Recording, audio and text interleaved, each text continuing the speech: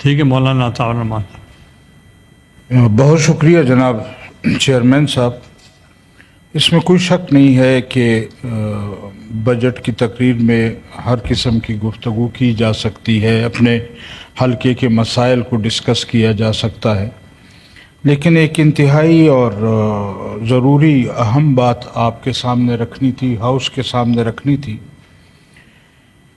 وہ یہ ہے کہ گزشتہ روز سے پیوستہ دن ہمارے ڈیرہ اسماعیل خان میں مولانا صاحب کے فرزند مولوی اسجد محمود صاحب وہ لکی مروت میں ایک جنازے میں شرکت کے لیے، جو ہمارے جمعیت طلبہ اسلام کے صدر تھے، ان کی اہلیہ کے انتقال پر جا رہے تھے۔ راستے میں تھانہ یارک کے علاقے میں کوئی 60، 50، 70 کے قریب دہشت گرد نکلے، ان کے گاڑی کو روکا، ان کو روکا، پھر کہا کہ گاڑی سے اترو۔ بہت کچھ کہنے کے بعد بھی وہ لوگ نہیں مان رہے تھے۔ پھر جو ان کے ساتھ 2-4 گارڈ تھے انہوں نے بھی بندوقیں تانی، دہشت گردوں نے بھی بندوقیں تھان دی، اور خیر بہر کیف پھر انہوں نے اپنے امیر کو ملایا اور اس کو کہا کہ انہوں نے کہا کہ ہمیں اپنے امیر کا حکم ہے، تو بھتیجے ہمارے نے بھی ان سے کہا کہ مجھے بھی امیر کا حکم ہے، اور پھر کسی طرح ان کے امیر سے بات کرائی گئی، ان کو جانے دیا گیا۔ لیکن آج مجھے جو معلومات ہوئی ہیں وہ یہ ہیں کہ وہ لوگ کہہ رہے ہیں کہ ہم سے غلطی ہوئی ہے، ہم نے ان کو کیوں چھوڑا ہے۔ تو حضرت بات پہنچ گئی ہے ہمارے گھرانے تک اور ہمارے بھتیجے تک اور اپنے اس تک، اور اس کے باوجود اگر ہم دیکھیں جی تو وہ ہمارے گاؤں کے نکلنے کے راستے پر بھی فوج بیٹھی ہے، داخل ہونے کے راستے پر بھی فوج بیٹھی ہے، سڑک سے اتریں تو فوج ہے، سڑک پہ چڑھیں تو فوج ہے۔ تو اس تمام تر اس کے باوجود 60-70 بندہ نکلتا ہے، اور وہ روڈ پہ ایک شخص کو روکتے ہیں، پھر اس کو کہتے ہیں گاڑی سے اترو، پھر وہ بندوقیں تان لیتے ہیں۔ تو ہمیں تو سمجھ نہیں آ رہی کہ کیا ہمیں کس چیز کی سزا دی جا رہی۔ ابھی گزشتہ دنوں یہاں ملک کا مسئلہ ہوا، ہندوستان کے ساتھ ہمارے معاملات آئے، ہم نے سب کچھ بھلا کر اپنی فوج کا، اپنی ریاست کا، اپنے ملک کا ساتھ دیا، اور ہم ہر صورت میں ملک کی بقا چاہتے ہیں۔ لیکن اس حد تک آگے آ جانا کہ جہاں میری ذات، میرا گھر، میرے بھائی، میرے بھتیجے محفوظ نہ ہوں، اور ہم اپنے علاقے، اپنے ووٹرز کے پاس نہ جا سکیں، تو ہم یہ کیا سمجھیں کہ کس کی وہ ہے۔ اس پر ہم نے وہاں کور کمانڈر صاحب جو ہے ان سے بھی بات کی ہے، ان کو بھی یہ باتیں بتائی ہیں، وہ بھی کہتے ہیں جی ہم پتہ کرتے ہیں یہ کیوں ہوا ہے، کیسے ہوا ہے۔ لیکن میں یہ سمجھتا ہوں کہ صرف اس حد تک باتیں کرنے سے یہ معاملات حل نہیں ہوں گے۔ اگر ہم نے مشکل وقت میں اپنا فوج کا ساتھ دیا ہے، ریاست کا ساتھ دیا ہے، تو ریاست پر ہمارا بھی کچھ حق بنتا ہے۔ ہمیں بھی اپنی سیکورٹی چاہیے، ہمیں بھی اپنے قوم کے اور بچوں کی سیکورٹی چاہیے۔ اگر ہم یہاں ہوتے ہوئے بھی ان تمام چیزوں کو بلا کر کے فوج نے ہمارے ساتھ الیکشن میں کیا کیا، کیا نہیں کیا، کس طرح ہمارے ساتھ رویہ رکھا گیا، پھر الیکشن کے بعد کا کیا رویہ تھا، ہمیں بھی پتہ ہے کہ یہاں کی حکومتیں کیسی بنتی ہیں، کیسی بگڑتی ہیں، کس طرح حالات خراب کیے جاتے ہیں، کس طرح حالات بنائے جاتے ہیں۔ اور وہ جو ایک وقت میں ہمارے کچھ نوجوانوں نے ایک نعرہ بھی لگایا تھا کہ یہ جو دہشت گردی ہے اس کے پیچھے وردی ہے، تو کیا ہم کیا سمجھیں، ہم کدھر جائیں کہ جو ریاست کے ساتھ کھڑے، جو ملک کے ساتھ کھڑے، جنہوں نے ہمیشہ ملک کی بات کی ہے، ریاست کی بات کی ہے، یہاں کے تحفظ کی بات کی، تو کیا ہمیں اس بات کی سزا دی جا رہی ہے؟ ہم تو اس ملک پر اپنی جان نہیں، اپنی اولاد کو بھی قربان کرنے کے لیے تیار ہیں، لیکن کیا اس کی سزا ہمیں دی جائے گی؟ ہمیں اس ملک میں بے عزت کیا جائے گا، ہمیں مجبور کیا جائے گا کہ ہم ایک دفعہ پھر ان دہشت گردوں کے خلاف، جس کے پیچھے وردی ہے اس کے خلاف ہم بھی بندوق اٹھائیں۔ ہمیں بھی اس راستے پر ڈالنے کی کوشش کی جا رہی ہے. یہ مولانا صاحب میں ایڈوائز کرتا ہوں کہ گورنمنٹ کا کوئی منسٹر آئے جی he should be present in the house. G It is the collective responsibility of the cabinet. جی اگر انٹیریئر منسٹر مصروف ہیں یا جو منسٹر آف اسٹیٹ ہیں یا any other minister should come and clarify this position. جی. تو اس لیے اگر آپ ادھر بات کریں گے دیر از نو بڈی ٹو ٹیک دا نوٹ. ہمارے پاس تو اور کوئی جگہ نہیں ہے, لیکن اگر منسٹر حضرات آ جاتے ہیں پھر آپ موقع دیتے ہیں, میں اس پر اس وقت بھی بات کرنے کو تیار ہوں. Some minister should be here so that he can answer. Senator Maulana Ata الرحمان صاحب. شکریہ جناب.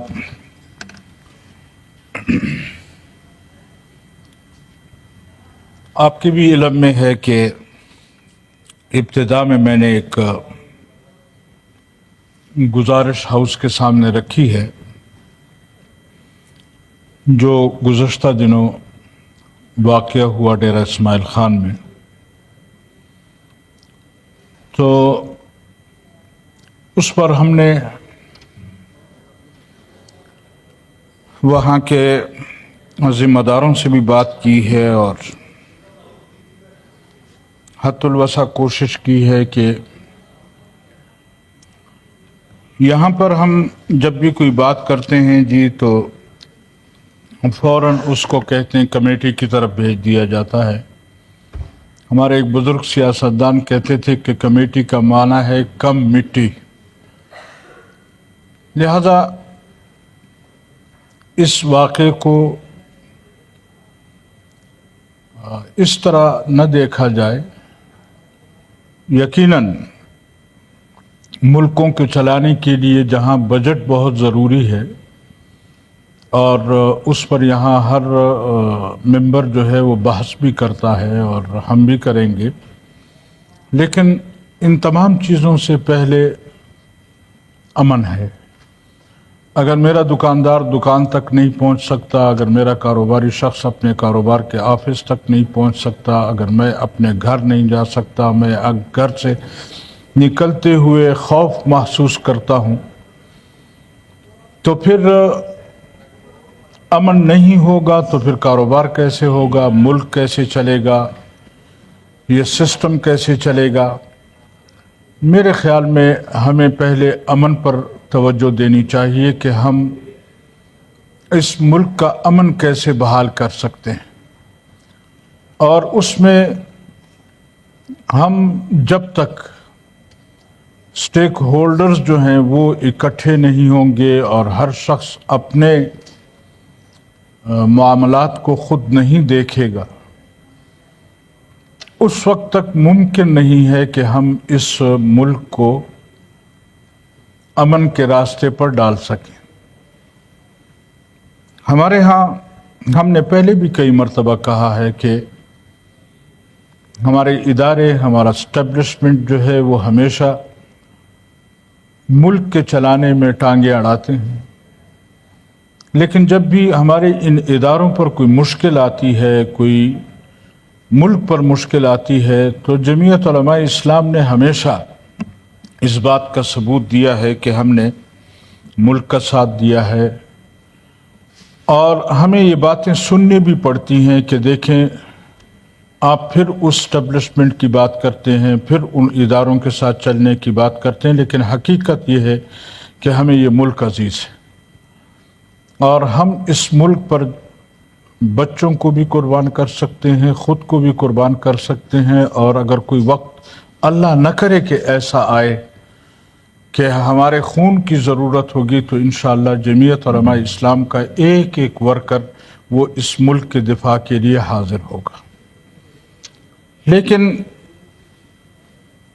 میں نے عرض کیا کہ امن یہ علامت ہوتی ہے, آپ کا کاروبار بھی چلتا ہے, آپ کے معاملات بھی چلتے ہیں.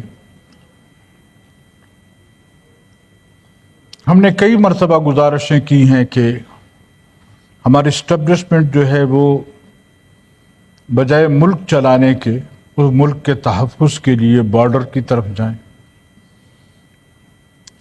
ہمارے بزرگ کہا کرتے تھے کہ یہ آنکھوں کی پلکیں جو ہیں یہ آنکھوں کے حفاظت کے لیے ہوتی، لیکن پلکوں کا اگر ایک بال بھی آنکھ میں چلا جائے تو آنکھ بے قرار ہوتی ہے، آنسو بہاتی ہے، اور تب تک بہاتی ہے جب تک وہ بال آنکھ سے نکال نہ دیا جائے۔ آج صورتحال یہ ہے کہ پلکیں ساری کی ساری ہمارے آنکھوں میں، اور پھر ظلم بالائے ظلم یہ ہے کہ ہمیں کہتے ہیں رو گے بھی نہیں، آنسو بھی نہیں بہیں گے، یعنی ماریں گے بھی اور آنسو بھی نہیں بہانے۔ کب تک ہم، یعنی یہ میں نے ابھی کچھ وقت پہلے عرض کیا کہ کیا ہمیں اس طرف دھکیلا جا رہا ہے کہ جس سے ہم نے ہمیشہ اپنے آپ کو بچایا؟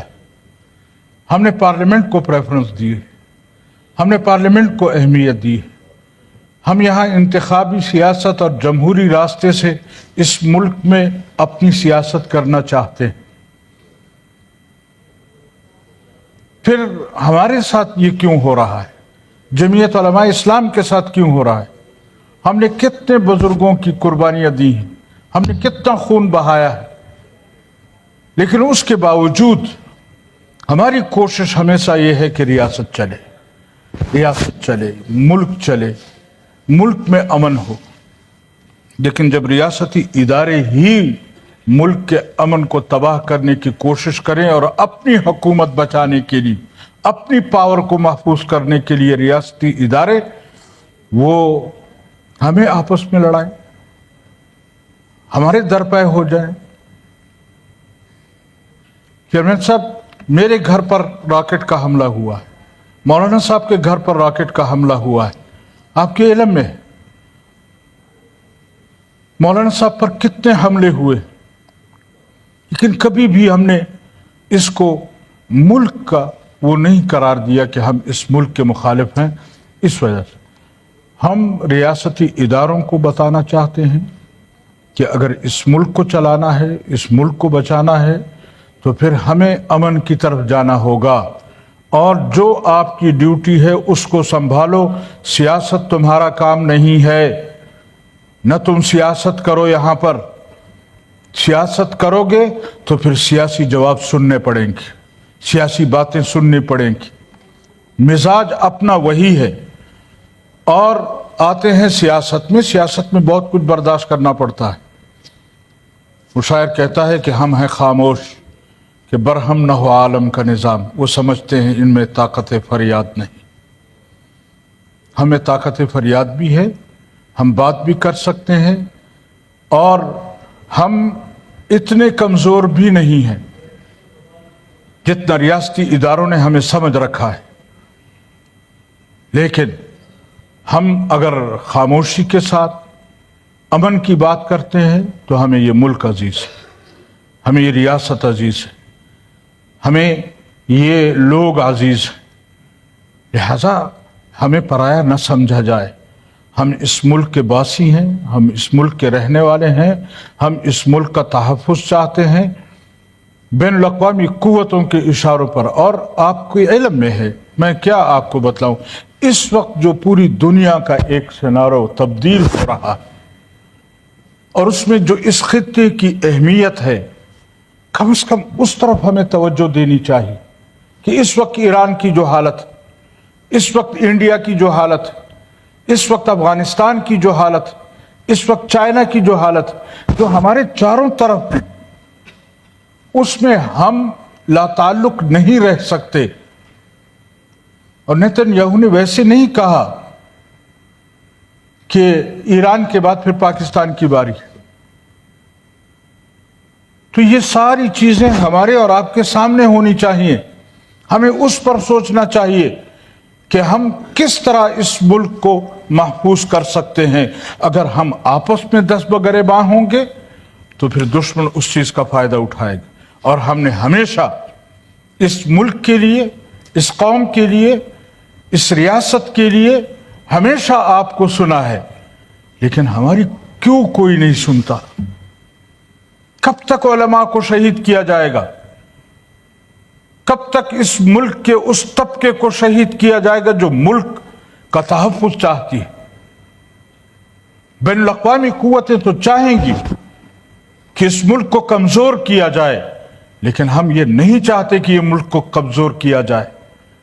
हम नहीं चाहते कि इस मुल्क को फिर मज़ीद टुकड़े किया जाए। लेकिन अगर ये सूरत हाल रहती है तो फिर मैं 10 बस्ता अर्ज करूंगा कि हम इस मुल्क को फिर तोड़ने की तरफ जा रहे हैं। इस वक्त जो बलूचिस्तान की सूरत हाल है, इस वक्त जो KPK की सूरत हाल है, आप लाख कहें कि वहां अमन है, वहां कोई ऐसी बात नहीं है, वहां रियासत के खिलाफ कोई तस्वुर नहीं है, लेकिन हम आपसे कहते हैं कि इस रवैये की वजह से ये मुल्क एक मरतबा फिर तकसीम होने जा रहा है। क्यों हम होश के नाखून नहीं लेते? क्यों हम सियासी लोगों के कामों में मुदाखलत करते हैं? क्यों मुल्क के चलाने में मुदाखलत करते हैं?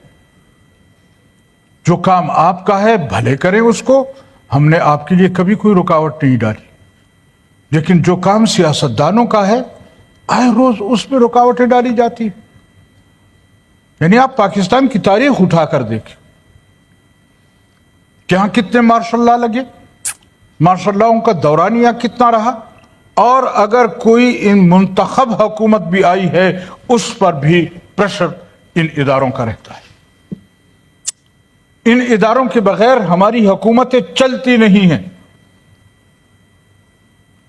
लेकिन उसके बावजूद अगर हम इस मुल्क की बात करते हैं, हम अमन की बात करते हैं, तो फिर हमारे उलमा को शहीद किया जाता है, हमारे जिम्मेदारों को शहीद किया जाता है, हमारे लोगों को शहीद किया जाता है, फिर मदारिस को दहशतगर्दी के लिस्टों में डालने की कोशिश की जाती है, फिर उलमा तबके को दाढ़ी और पगड़ी वालों को दहशतगर्द कहा जाता है। तो मैं 10 बस्ता गुजारिश करूंगा कि अगर हमने इस मुल्क को चलाना है, अगर हमने इस मुल्क के मुस्तकबिल को महफूज करना है, हमने यहाँ के नौजवानों को महफूज करना है, फिर तमाम स्टेक होल्डर्स को मैं अपने सियासी कायदीन से भी गुजारिश करूंगा कि अज़राह खुदा इन लोगों के इशारों पर चलोगे तो ये मुल्क नहीं बचेगा। लिहाजा आइए मिलकर बैठते हैं और इस मुल्क के मुस्तकबिल की सोचते हैं, इस मुल्क को महफूज करते हैं।